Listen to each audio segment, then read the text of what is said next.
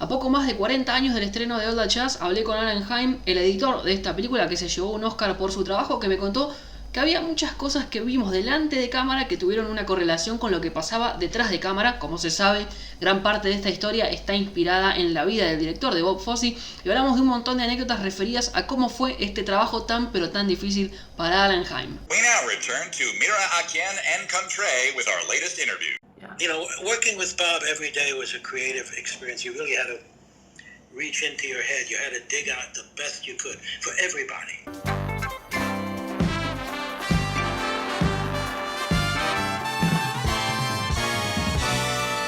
A lot of actors wanted to do the part, and someone else had been hired, and I don't know how much reading you've done, but someone else had been hired, and all of us said to Bob, wrong choice. The producer said it, the assistant director said it, I said it. We didn't even see screen tests. I don't know if there were screen tests. And Bob said, no, he can do it. He can really do it. He said, Bob, he's a different kind of actor. He's not, physically, he's not right. Anyway, first day of shooting, first day of rehearsal, I went up to the cutting room. We were setting up our cutting rooms, and I ran into a producer who said to me, you interested in doing my movie? The movie he was doing was Kramer versus Kramer down the other end of the hall. I was with that end of the hall. And I said, well, no, I'm doing all that jazz. He said, well, don't be so sure. And it turns out, Bob, they had started rehearsals. The actor tried to control what the chorus dancers were doing in the scene. I don't remember what the scene was. And Bob fired him like that.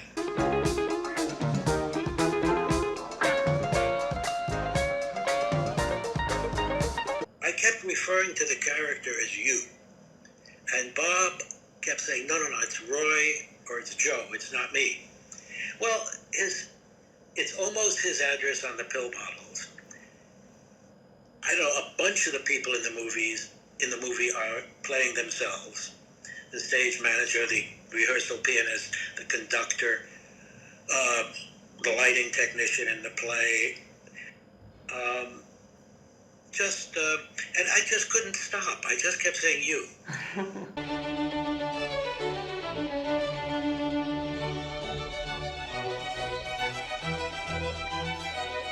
When he asked me to do this, originally, of course, I read the script. I said, sure. And then he asked me if I play the editor. And I said, gee, I don't want to do that. And he said, you can do it. You know, just be yourself. I mean, that's what he tells to actors mostly. And I hoped that he would spend some time getting my performance, I wasn't looking for an Academy Award, but just making my performance pretty good, or at least acceptable. It shouldn't be so hard to play yourself, but it's not easy. Yeah. Anyway, Bob's worries were elsewhere. You know, he wanted to get Roy Scheider's performance right. Bye-bye, my life. The first scene, which is not in the movie, was actually, I don't want to get into the details of it, but it was the scene where I was sitting at the cab, big close-up. Roy is over here, and the idea is that he coughs because he smokes all the time, and this is very true of Bob's life. You could hear him half a block away in the building we worked in.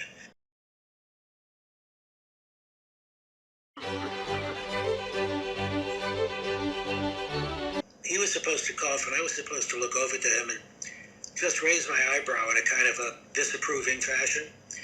And I did one, and Bob said, keep it rolling. Do another one. And I did another one. And then he said, do it smaller. And I thought I was doing it smaller.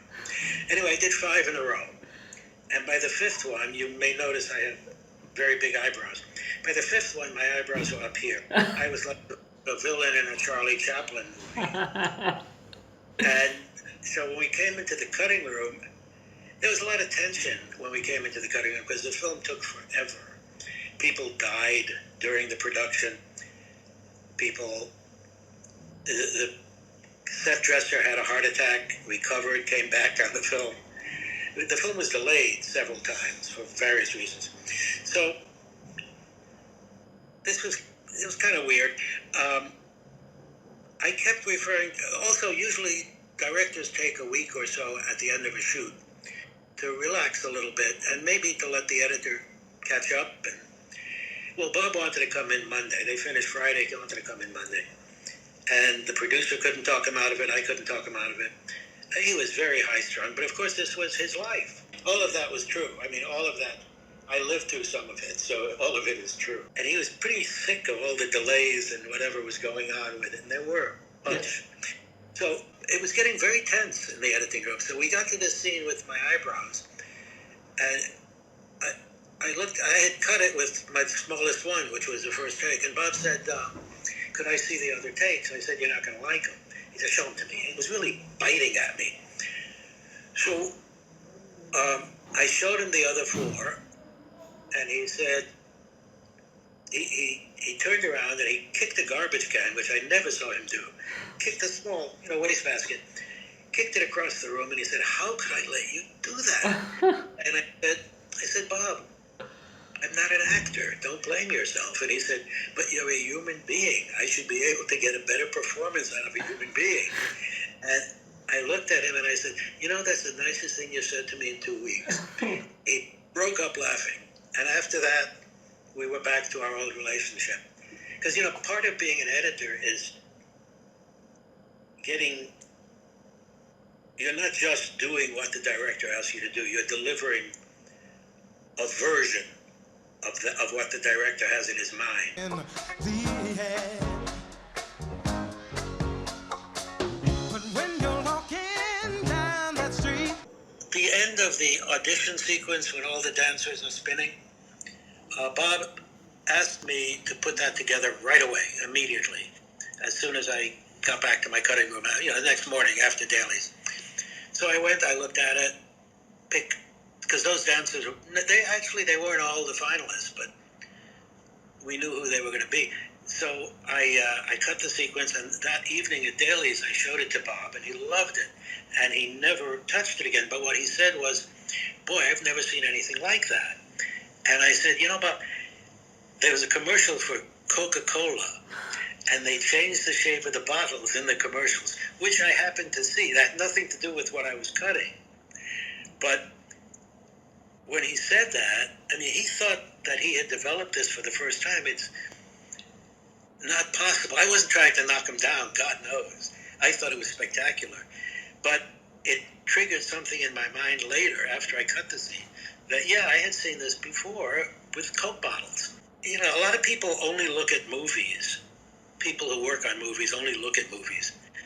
And it really bothers me, because what we put into a product, into a film, into anything, is made up of everything we've learned in our lives. And music, writing, don't let me get too far off on this, but reading a book, looking at movies is good, but going to the theater is different and better. I don't know if it's better, it's just different. Going to a live concert, whether classical or rock or anything, going to jazz clubs. These are things I did as a child and continue to do now. But you bring a piece of that into everything you do.